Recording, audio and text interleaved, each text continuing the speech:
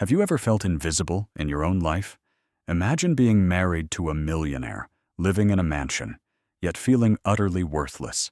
Alice lived this reality every day.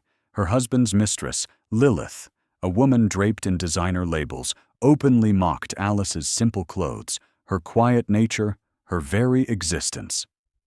But at the city's most glamorous charity gala, the laughter stopped. When Alice walked in, not as the timid wife everyone knew, but as a vision in rare couture, her husband froze. What he saw wasn't just a dress.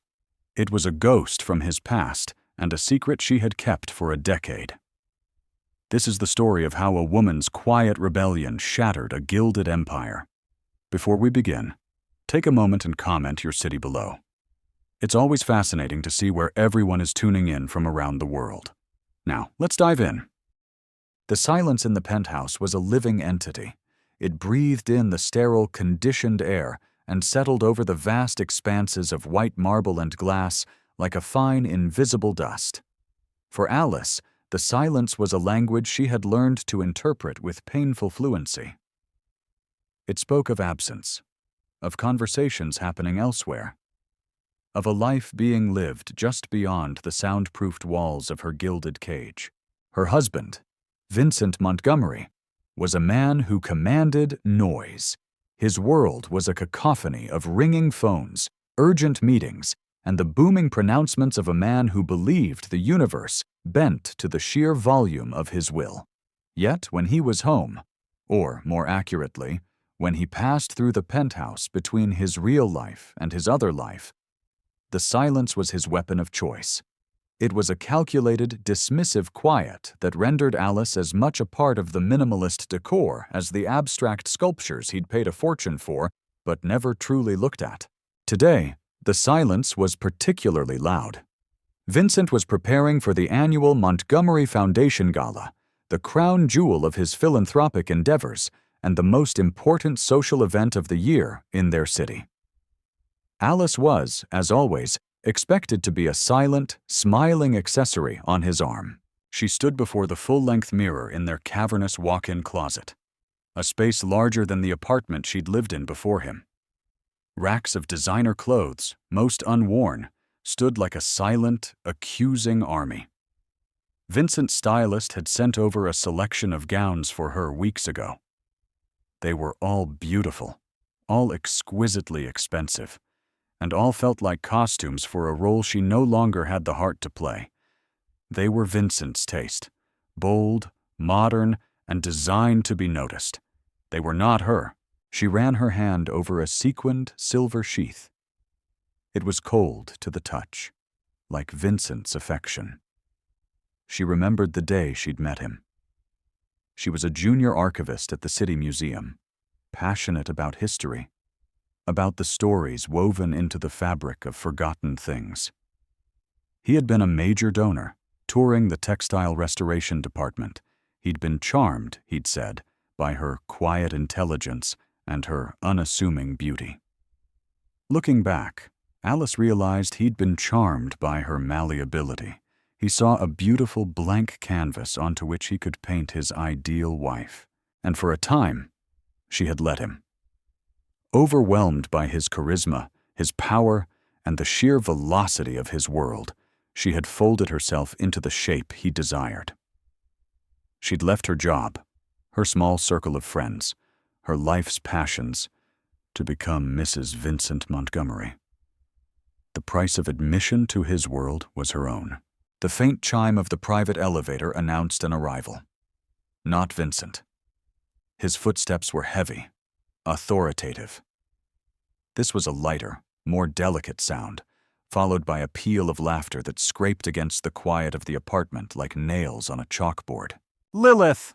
Alice's hand stilled on the silver dress. Her heart didn't race anymore. It just sank, a familiar, heavy weight in her chest. Lilith Vance was Vincent's protégée, a title as transparent as the glass walls of the penthouse. She was an artist whose career Vincent had single-handedly launched. She was everything Alice was not: vibrant, audacious, and utterly unapologetic. Her presence in their home was the ultimate humiliation, a constant glittering reminder of Alice's inadequacy. She heard their voices from the main living area, Vincent's low rumble and Lilith's theatrical soprano. "Vince, darling, you can't be serious about this one." Lilith's voice dripped with amused disdain.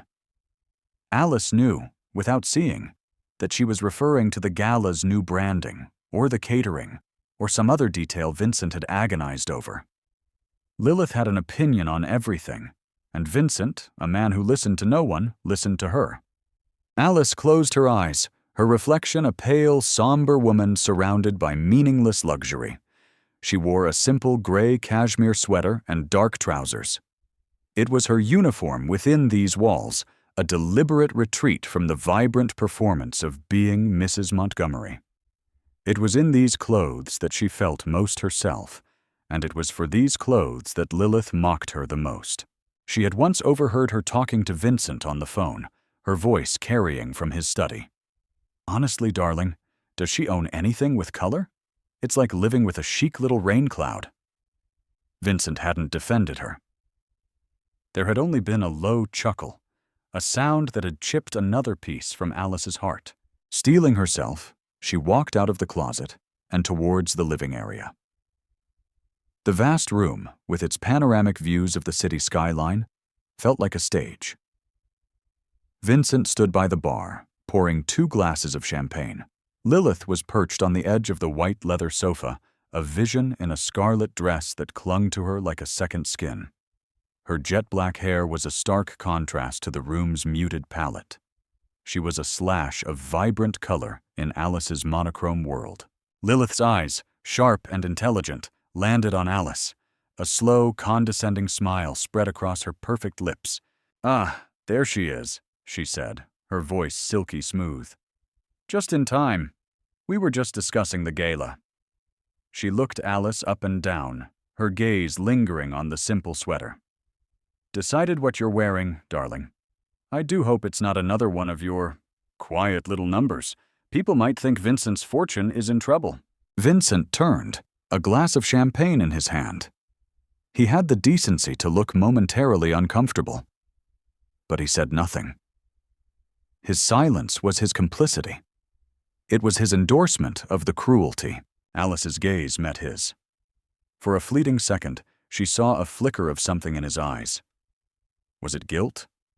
Or just annoyance at this domestic friction? She had stopped trying to decipher him long ago.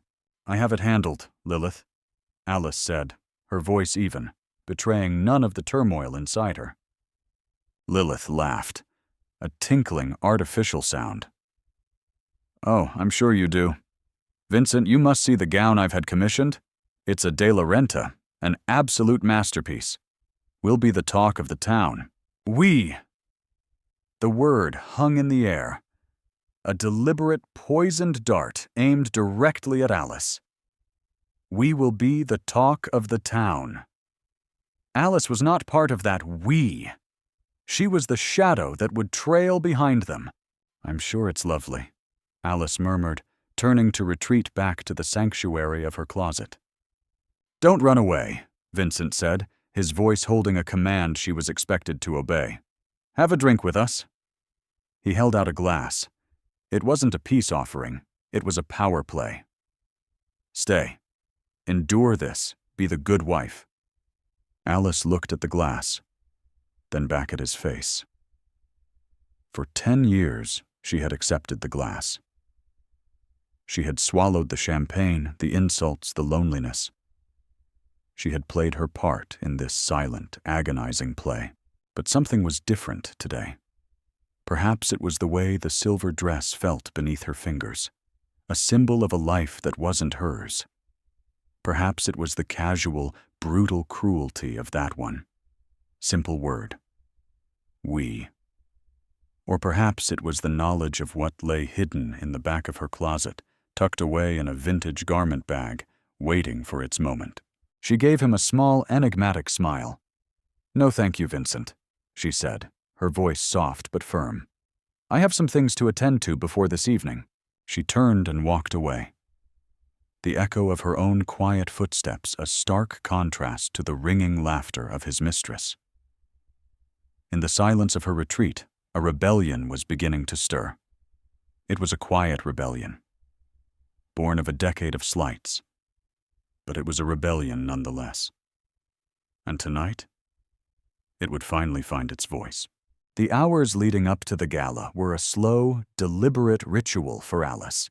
It was a process not of beautification, but of fortification.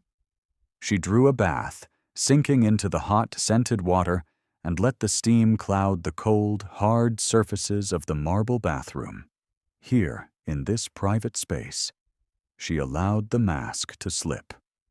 The serene composure she wore like a shield dissolved, revealing the raw, bruised heart beneath.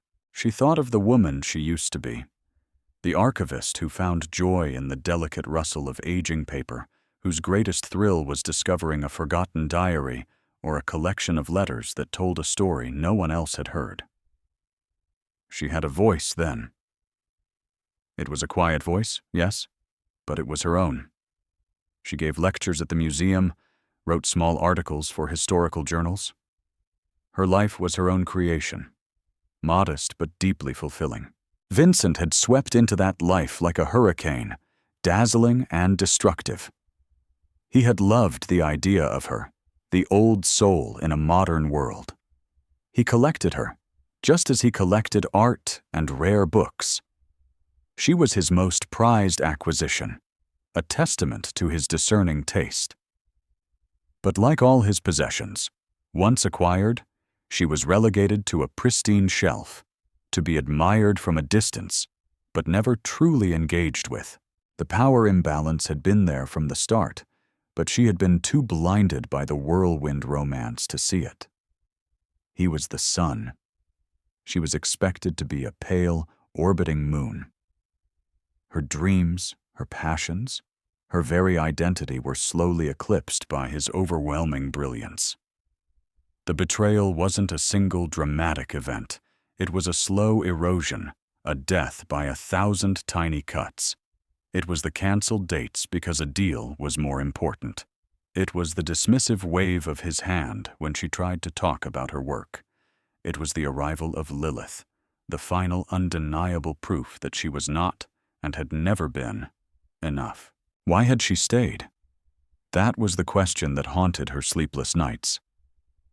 At first it was love, or what she had mistaken for love. Then it was hope, a foolish, desperate belief that the man she had fallen for was still there, buried beneath layers of arrogance and ambition. Then it became fear. Vincent's power was immense. He had isolated her so completely that the world outside their penthouse felt alien and terrifying. He controlled the finances, the social circle, her very existence. Leaving felt like stepping off a cliff into an abyss. But there was another reason, a deeper, more complex one. It was a secret she had guarded for 10 years, a secret that was both a burden and a source of hidden strength. It was the real reason she had never truly fought back, why she had absorbed the pain and the humiliation in silence. It was a long game, a strategy born of desperation, and tonight she was finally ready to make her move. She stepped out of the bath, her resolve hardening with each drop of water that evaporated from her skin. She bypassed the rack of gowns Vincent's stylist had chosen. She walked to the very back of the closet, to a section hidden behind a row of winter coats. There, hanging in an opaque, archival-quality garment bag, was her armor. She unzipped the bag. The scent of cedar and old silk filled the air.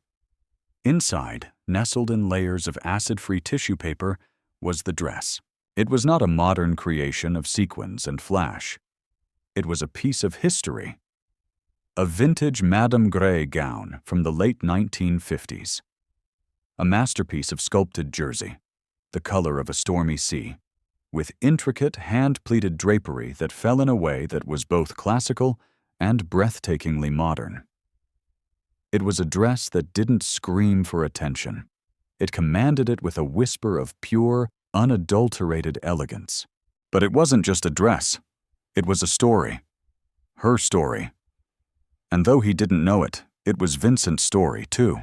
Her grandmother, a woman of quiet strength and impeccable taste, had been a house model for Madame Grey in Paris for a brief time before the war. This gown was one of the last pieces she had acquired, a gift from the legendary couturier herself. It had been passed down to Alice's mother, and then to her. It was her most precious inheritance, a tangible link to the strong, independent women in her lineage. It was the antithesis of everything Vincent and Lilith stood for. It represented legacy, not novelty. Substance, not surface. She had worn it once, long before she met Vincent, to a small museum benefit. A young, ambitious photographer had taken her picture. That picture had ended up in a society magazine, a small, forgotten image in a sea of faces. A magazine she knew for a fact that Vincent's mother, a woman he both revered and resented, had collected obsessively. This was Alice's hidden motive, the psychological gambit she had been waiting years to play. Vincent's relationship with his late mother, a formidable and critical woman, was the key to his entire psyche. He spent his life trying to both escape her shadow and win her posthumous approval. He had built his empire to prove her wrong, yet he craved the validation she had always withheld. Alice knew that Vincent had never seen that photograph. He had never seen her in that dress. But she suspected, with a certainty that chilled her to the bone, that he had seen the dress itself. His mother, a collector of haute couture, had owned a sister gown, identical in every way. It had been her most treasured possession, the one she wore to the most important events of her life. The one she was wearing in the last portrait ever painted of her, a portrait that now hung in the grim ancestral home Vincent refused to sell but could never bring himself to visit. Tonight, Alice wasn't just wearing a dress. She was wearing a memory. She was becoming a ghost. She did her own hair and makeup, a departure from the team of professionals Vincent usually hired. She styled her hair in a simple, elegant chignon, reminiscent of the 1950s, and kept her makeup understated, letting the dress be the focus. She wore no jewelry except for her grandmother's small diamond and sapphire earrings, their deep blue color echoing the stormy hue of the gown. When she was ready, she looked at herself in the mirror. The woman looking back was not the timid gray wife. She was not a rain cloud. She was the storm itself. The dress clung to her, the masterful pleats accentuating her form, making her look both powerful and graceful. She looked like she belonged in a museum, a piece of art come to life. And in a way, she was. She was a living, breathing piece of history, and she was about to rewrite it. She heard the chime of the elevator again. Vincent was back. He would be expecting her in one of the modern, flashy gowns. He would be expecting the pale moon to his brilliant sun. Taking a deep breath, she opened the bedroom door and walked out to face him. The first move in her long game was about to be made. The Montgomery Foundation Gala was held at the city's Grand Museum of Art, a place Alice had once considered a second home. Tonight, it felt like a battlefield. The soaring marble atrium was filled with the city's elite. Titans of industry, political figures, and the artists and socialites who orbited them. The air hummed with false laughter and the clinking of champagne glasses. It was a sea of glittering surfaces, and Alice knew that just beneath, the sharks were circling. She and Vincent had arrived separately, a small but significant break in their usual protocol. Vincent had been called away for a last-minute business emergency, a transparent excuse she knew was a rendezvous with Lilith to coordinate their grand entrance. Alice had insisted she was fine taking a separate car, a request Vincent had granted with surprised, almost relieved compliance. He wanted her there, but on his terms, in his shadow. Her quiet independence tonight was a minor anomaly, one he hadn't yet registered as a threat. Alice entered not through the main red-carpeted entrance, but through a discreet side door, a privilege of her former life as an archivist. She wanted to observe before being observed. From the balcony overlooking the main hall, she saw them. Vincent stood at the center of the most powerful group in the room, holding court. He was magnetic, exuding an aura of power that drew people to him like moths to a flame, and at his side, practically fused to his arm, was Lilith. She was, as promised, a masterpiece of modern design. Her de la Renta gown was a confection of crimson ruffles and exposed skin, audacious and impossible to ignore. Her laughter was the loudest in the room, her gestures grand and theatrical. She was playing the part of the queen, and the court was enthralled. Alice watched as Lilith leaned in to whisper something in Vincent's ear. He threw his head back and laughed. Then Lilith's eyes began to scan the room, a predatory gleam in them. She was looking for Alice. She was looking for her prey. Their gazes met across the crowded hall. Lilith's smile was a slow, triumphant curl of her lips. She lifted her champagne glass in a mock toast, a gesture of pure, condescending victory. Then she turned to the woman next to her, a notorious gossip columnist, and gestured subtly with her head towards the balcony. Alice could almost hear the words, the familiar, cutting remarks about the poor, drab Mrs. Montgomery. The columnist laughed, a shrill, unpleasant sound.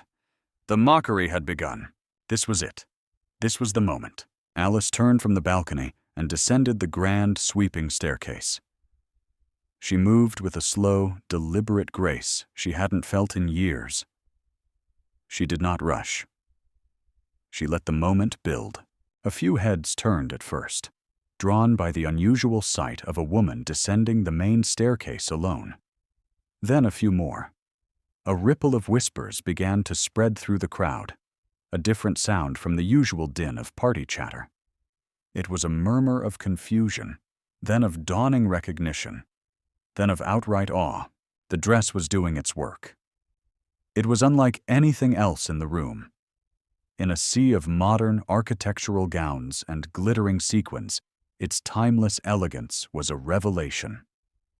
The sculpted jersey flowed around her like liquid stone, the color of the deep ocean just before a storm. It didn't shout. It spoke in a language of pure, unassailable style. The crowd began to part for her, an unconscious, instinctual reaction. The sea of people seemed to recede, creating a natural path for her as she approached the center of the room. She kept her eyes fixed on one point. Her husband. Lilith was the first to see her clearly.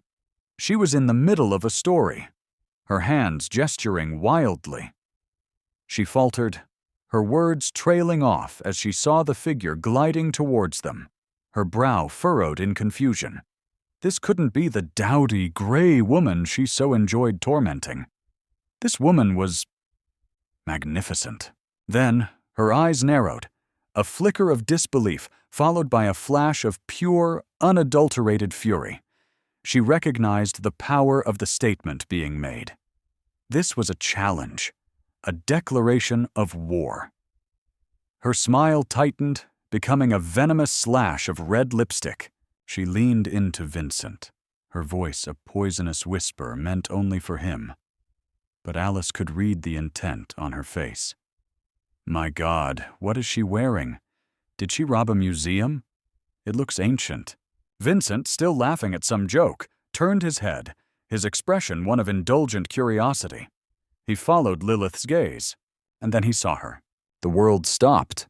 For Vincent Montgomery, a man who never faltered, a man whose entire life was built on forward momentum, time itself seemed to fracture. The blood drained from his face. The easy, confident smile vanished, replaced by a mask of slack-jawed shock. His eyes, which had just been crinkled with laughter, were now wide, fixed, and filled with a dawning horror. He wasn't seeing his wife, Alice. He was seeing his mother. He was seeing the formidable, unpleasable matriarch of his youth, standing before him as if resurrected from the grave. He was seeing the gown from the portrait in the decaying ancestral home. The gown that represented all his childhood feelings of inadequacy, his desperate failed attempts to earn her love. The gown that was a symbol of the old world power and legacy he had tried to simultaneously replicate and destroy.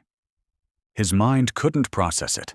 The two images, the quiet, compliant wife and the terrifying, judgmental mother, collided in his brain with the force of a physical blow. The champagne glass, forgotten in his hand, slipped from his grasp. It hit the marble floor with a sharp, explosive crash that echoed through the suddenly silent atrium. Shatter. The sound broke the spell. Every eye in the room, which had been on Alice, now snapped to Vincent. They saw the frozen, ashen-faced millionaire, the shattered glass at his feet, and the woman in the storm-colored gown who had brought him to a complete standstill. Alice stopped just a few feet from them. She didn't smile. She didn't say a word. She simply held his gaze, her expression calm, her eyes clear and steady. In that moment, the power imbalance that had defined their entire marriage was not just leveled, it was inverted. Lilith, recovering from her own shock, rushed to his side. "Vincent, darling, are you all right?" Her voice was laced with a frantic edge. She shot Alice a look of pure hatred. "What have you done?" she hissed. But Vincent didn't hear her. He couldn't take his eyes off Alice. The ghost of his mother, the shame of his past, the wife he had so carelessly underestimated. It was all there, embodied in the woman standing before him. "The dress," he finally whispered, his voice hoarse, unrecognizable. Where did you get that dress?" Alice allowed a small, cool smile to touch her lips. It was a smile he had never seen before. It was the smile of a woman who knew exactly what she was doing. "It's vintage," she said, her voice clear and carrying in the profound silence. "It's been in my family for a very long time." Her words were simple, truthful, and utterly devastating. The implication was clear. This was not a copy. This was not a coincidence. This was a part of her history. A history he had never bothered to learn. A history that, tonight, had collided with his own with the force of a wrecking ball. The gilded cage had just been shattered, and the woman he thought he owned was finally, terrifyingly, free. The ride home was a symphony of suffocating silence. The custom-built Maybach, usually a sanctuary of quiet luxury for Vincent, felt like a tomb. He sat rigid, staring out the window at the blurred city lights, his face a pale, taut mask. Alice sat opposite him, the magnificent folds of the Madame Grey gown pooling around her. The storm had passed, leaving a landscape of wreckage in its wake. The moment they stepped into the penthouse, the fragile truce shattered. "Take it off." The words were low, guttural, torn from somewhere deep inside him. It wasn't a request. It was a desperate, ragged command. Alice looked at him, her calm demeanor unwavering. "I'm sorry?" "The dress," he bit out, turning to face her, his eyes wild with a mixture of fury and a strange, unnerving fear. "Take it off. Now." "No," she said simply. Her voice didn't waver. It was the first time in their marriage she had denied him so directly, so absolutely. The word, small as it was, landed in the space between them with the weight of an anvil. Vincent looked as if she had struck him. "What did you say?" "I said no, Vincent." She walked past him, towards the floor-to-ceiling windows overlooking the glittering, indifferent city. "I think I'll wear it for a little while longer." He followed her, his movements jerky, uncoordinated. All the smooth, confident power he projected to the world had been stripped away, leaving behind a raw, exposed nerve. "This is a game to you, isn't it? Some kind of sick, twisted game? You did this to humiliate me." Alice turned slowly, her expression one of weary sadness. "Humiliate you?" "Vincent, for the last 10 years, my life has been a study in humiliation. a quiet, private, soul-crushing humiliation that you either orchestrated or willfully ignored. Tonight was not about humiliating you. It was about reminding you that I exist. By dressing up as my mother? He scoffed, the sound harsh and broken. What kind of psychological warfare is that? It wasn't warfare. It was history. She corrected him gently. That dress belonged to my grandmother. It was given to her by Madame Grey herself. It is a part of my story, a story you never once showed the slightest interest in hearing. He stared at her, his mind reeling. Your grandmother? That's impossible. My mother. She had that dress. It was identical. I know, Alice said. I've seen the portrait. I've known about it for years. The confession hung in the air, thick with unspoken meaning. Vincent's face contorted as the implications crashed down on him. The years of her quietness, her passivity, her acceptance of Lilith. It hadn't been weakness. It had been observation. It had been strategy. You knew, he whispered, the anger draining out of him, replaced by a chilling bewilderment. All this time, you knew. Why? This was the moment, the culmination of a decade of pain. Alice took a breath, the carefully constructed walls around her heart finally beginning to crumble. Not in defeat, but in release. Why? She repeated, a bitter, humorless laugh escaping her lips. You want to know why? Because when I met you, I fell in love with a man I thought was brilliant and strong. And I was so in love, I didn't see that his strength was just a shield for the most profound weakness. You are terrified, Vincent. You are terrified of not being the most powerful man in the room. You are terrified of your own past. And most of all, you are terrified of your mother's ghost. He flinched as if she had physically slapped him. I saw it early on, she continued, her voice gaining strength, fueled by years of suppressed truth. The way you talked about her, the mixture of rage and a desperate need for her approval. I saw how you built this entire empire on a foundation of, I'll show her. You didn't build it for you or for us. You built it for a ghost.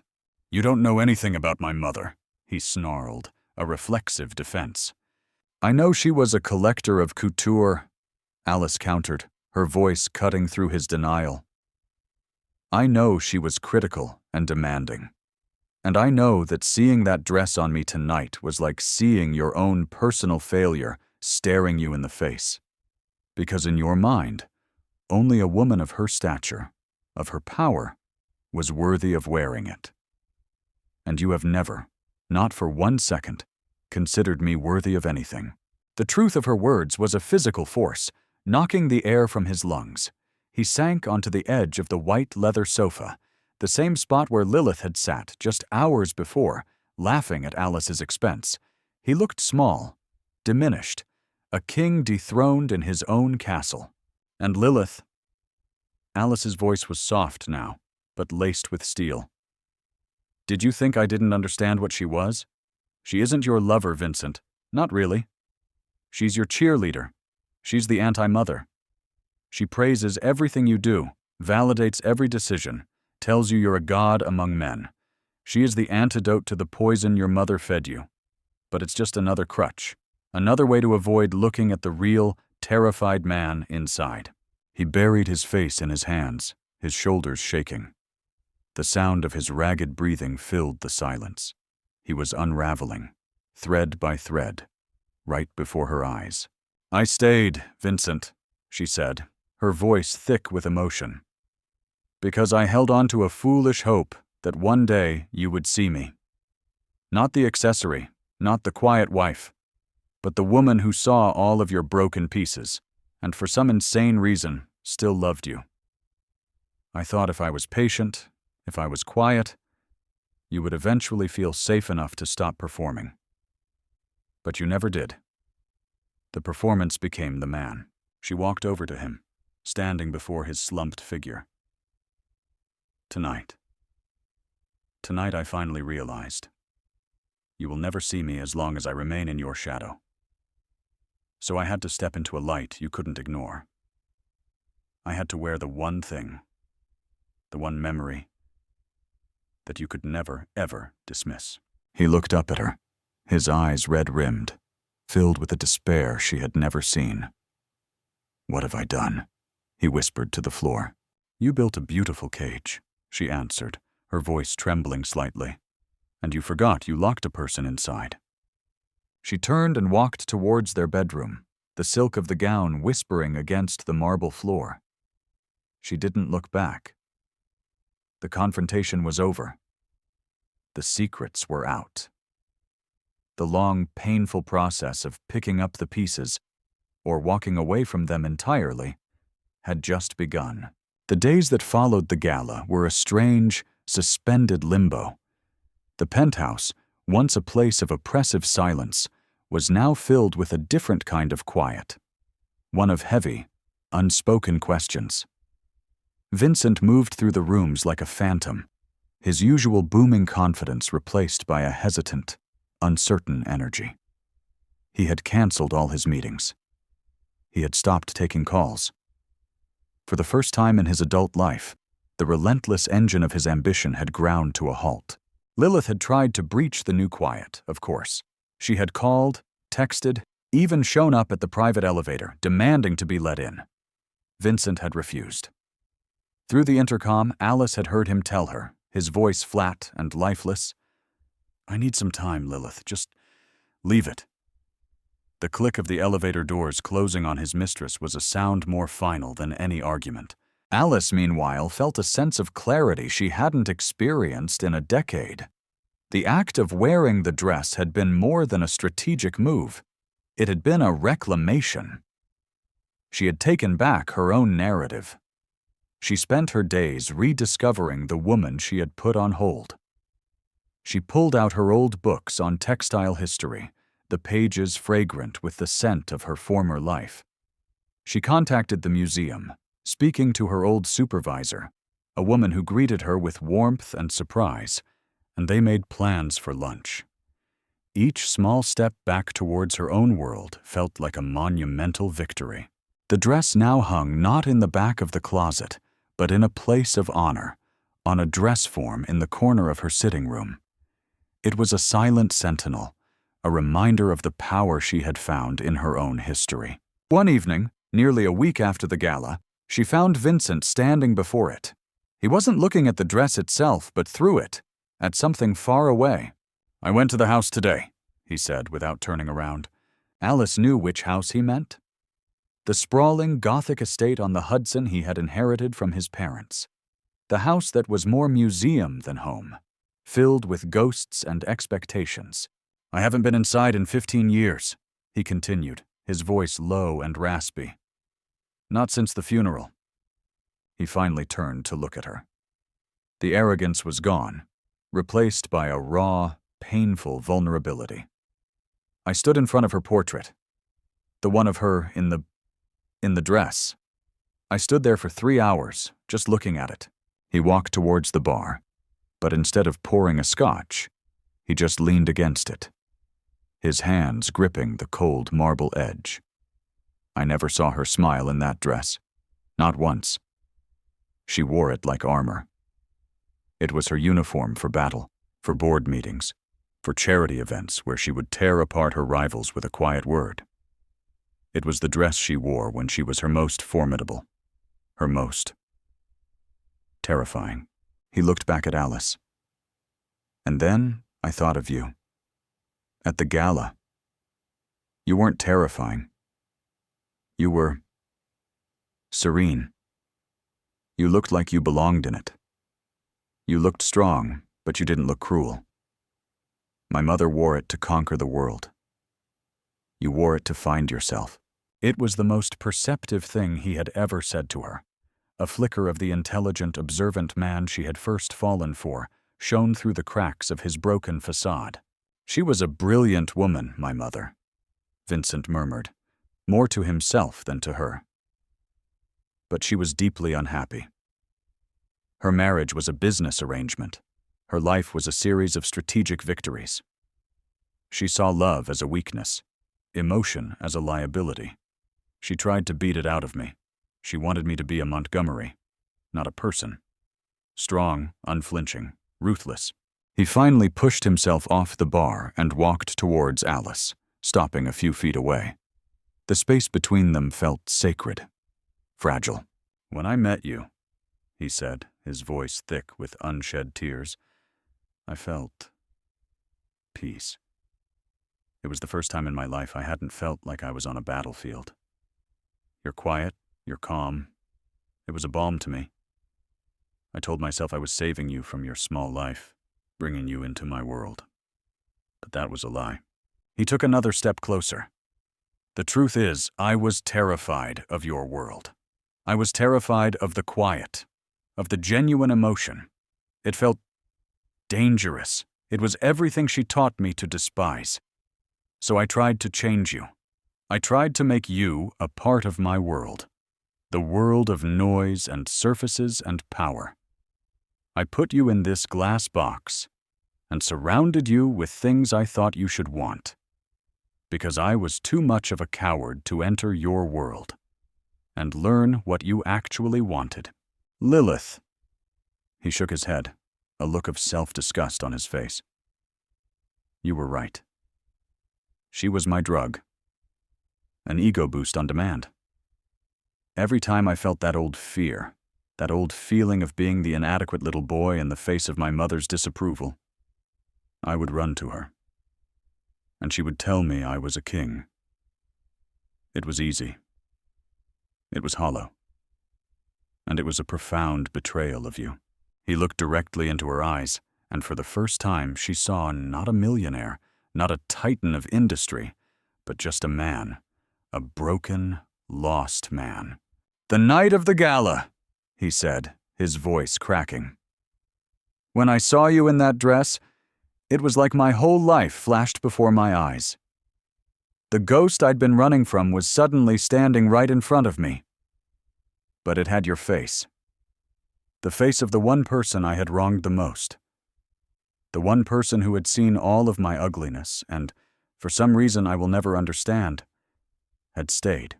He reached out, his hand hesitating in the air, before gently, tentatively, touching her arm. His touch was not one of ownership, but of pleading. "I don't know if it's possible," he whispered. "I don't know if I deserve it, but I want to start over. Not here. Not in this mausoleum."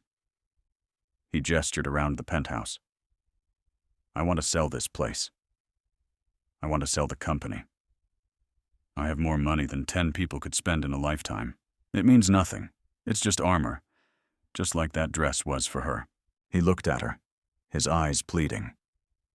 "I want to learn your story, Alice.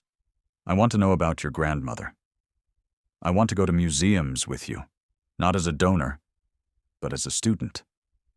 I want to hear your voice again, the one I tried so hard to silence." Tears streamed down Alice's face.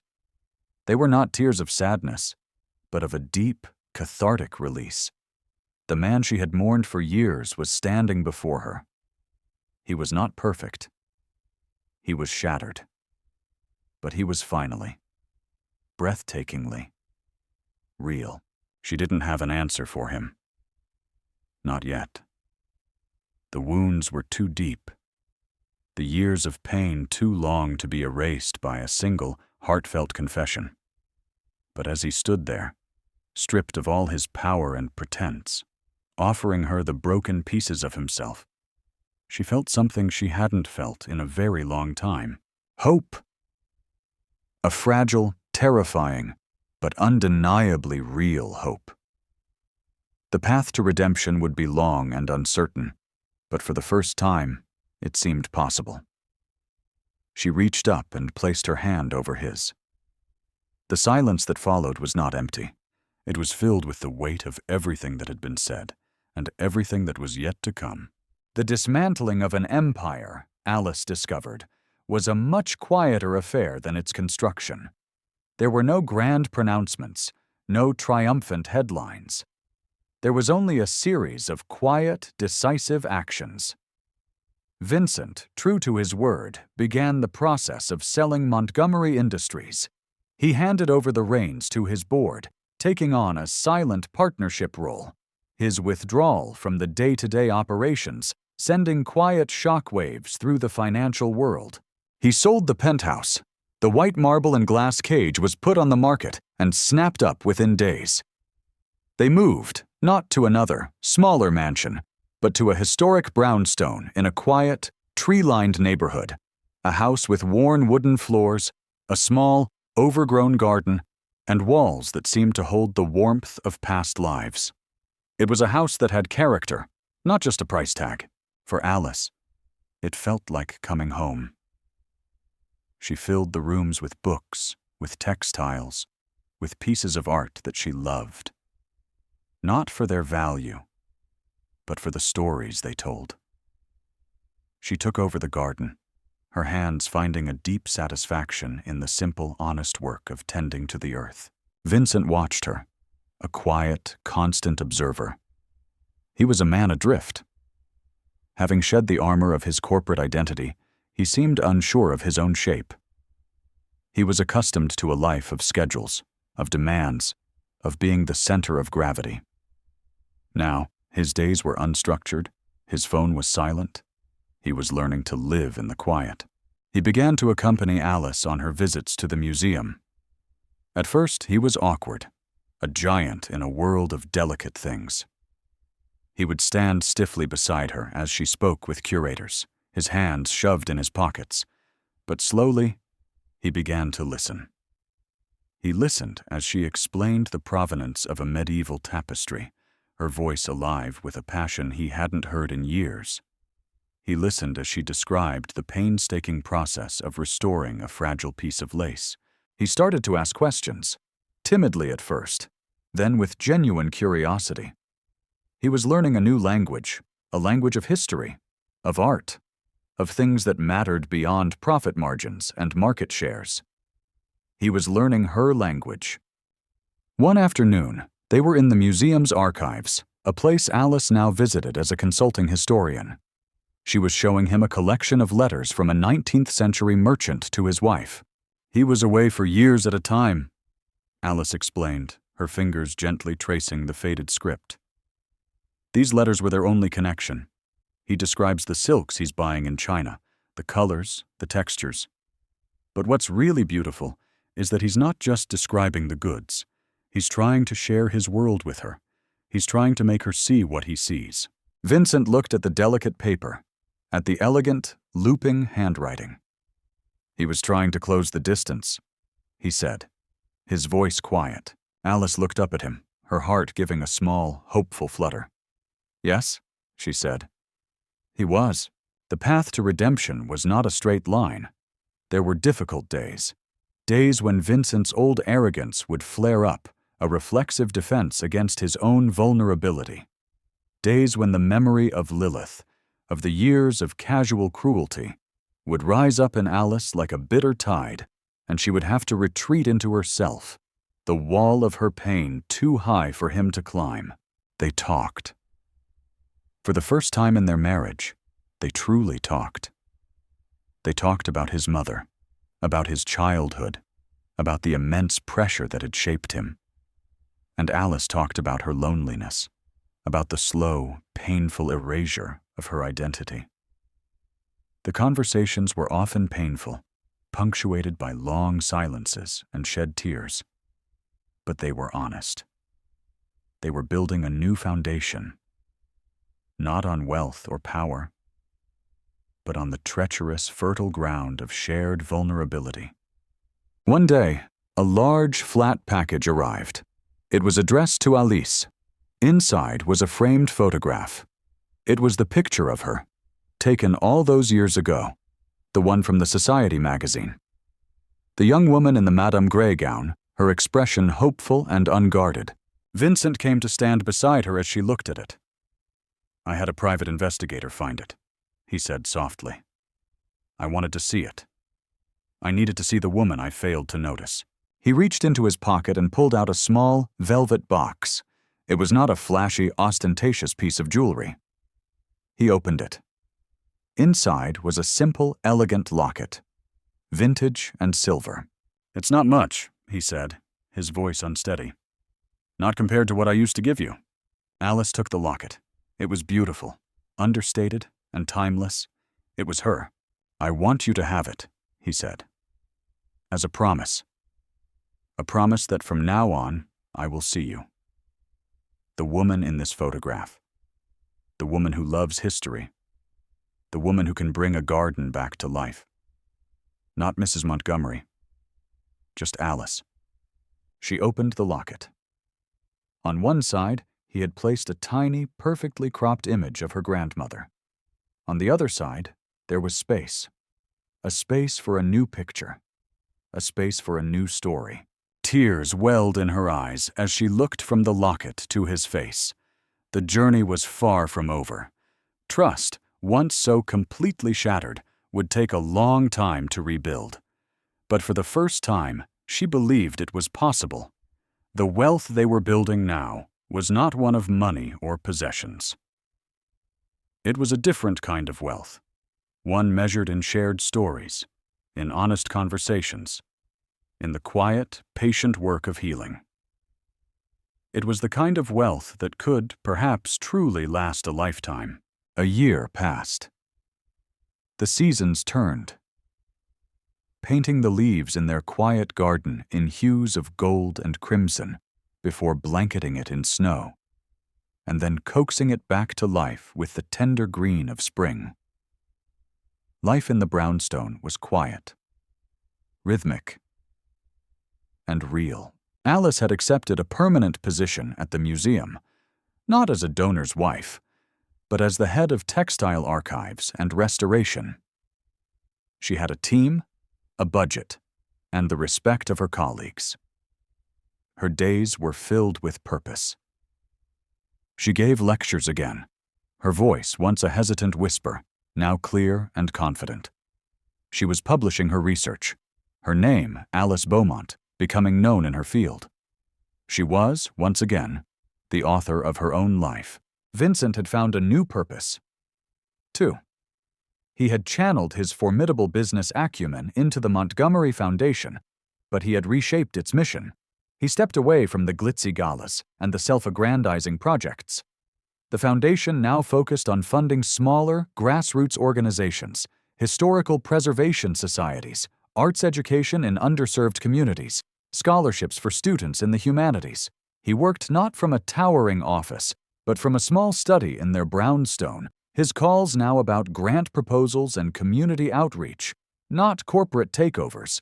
He had become Alice's most ardent student and her biggest champion. He would sit in the front row of her lectures, his pride in her radiating from him. He learned the difference between damask and brocade. He could speak knowledgeably about the chemical processes of dye preservation. He had not just entered her world. He had chosen to make it his home. The Madame Grey gown was no longer on a dress form. Alice had it carefully preserved and donated it to the museum's permanent collection. Its story, of her grandmother, of her own journey, was now part of the public record, a testament to the fact that history is not just about grand events, but about the quiet, resilient lives of women.